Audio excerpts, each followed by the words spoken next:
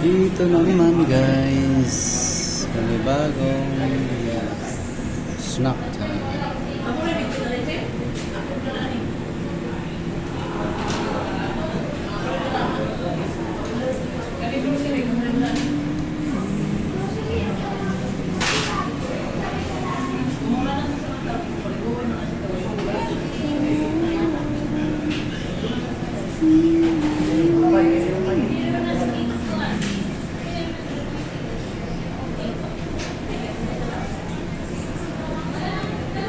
Spaghetti with bread.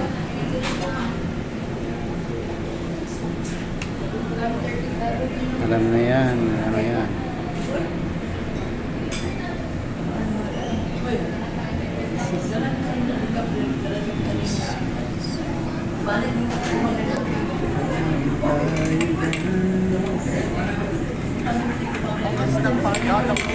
Tracing back even before the Second World War, PRRD, our beloved Spaghetti.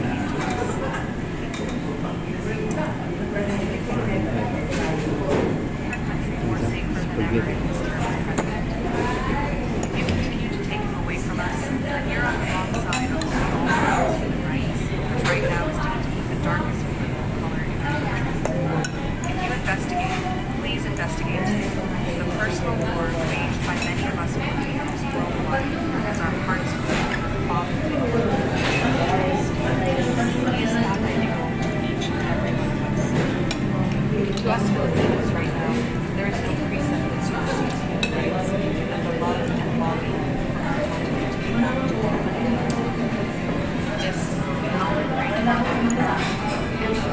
Ng Philippine Embassy sa Netherlands na humingi sa kanila ng tulong si dating Pangulong Rodrigo Duterte na nakulong ngayon sa international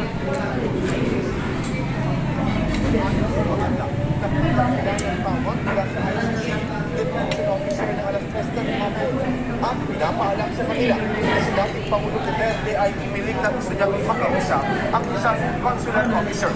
Sa kanilang pag-uusap, tiniyak ng dating Pangulo ay sumailalim sa medical check-up at nakatanggap ng medical care na ngayon ay nasa mabuting kalagayan.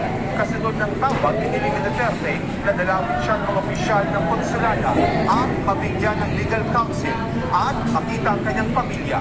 Ipinaalam naman ng Philippine Embassy sa ICC ang mga kahilingan ni Duterte at nais ng schedule ng pagdalaw sa kanya.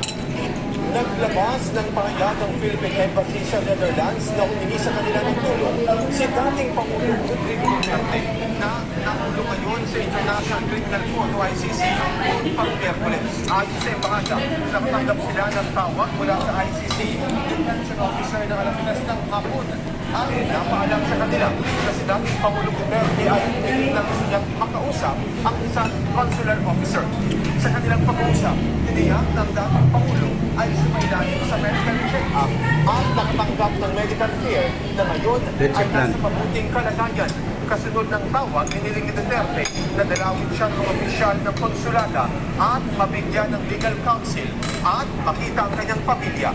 Ipinaalam naman ng Philippine Embassy sa ICC ang mga kahilingan ni Duterte at